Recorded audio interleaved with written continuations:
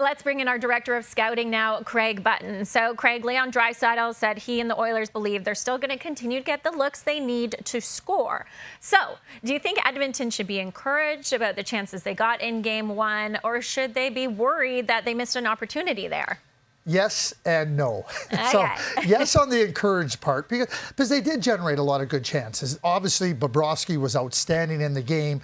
And when you get these types of opportunities, and it was good players that got the opportunities, and we know how good Sergei Bobrovsky was.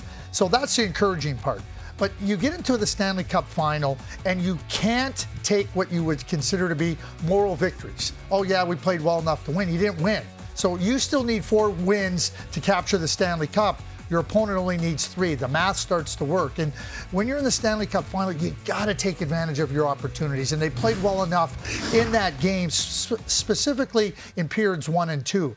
Now, as you move towards Game 2, period 3 for the Edmonton Oilers and Florida, I thought Florida just stifled them. They were so strong and so good. So if now Florida is improving their game and getting stronger, it's not about just being as good as you were if you're the Edmonton Oilers. You're going to have to raise your game. And that now becomes the challenge for the Edmonton Oilers going into Game 2.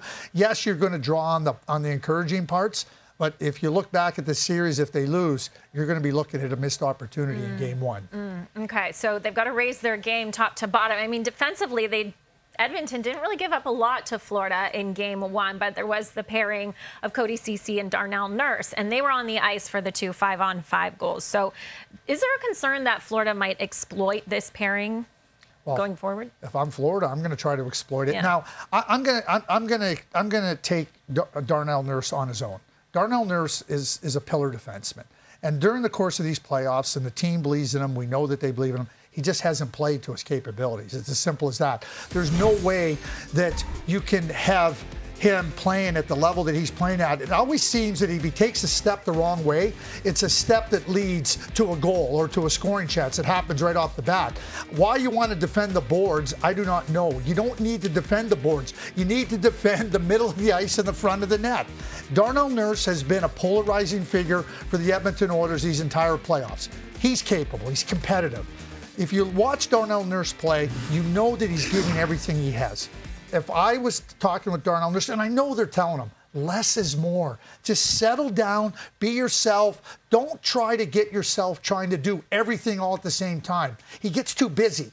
Just settle down, play your position, and I think that can sort out a lot of parts, not only for him, but also for his partner, because his partner's trying to read off of him. Darnell is the key here. It's not about Cody Ceci, it's about Darnell Nurse. He has to be better. I believe he can be better, but he's got to get a little bit more settled in his game.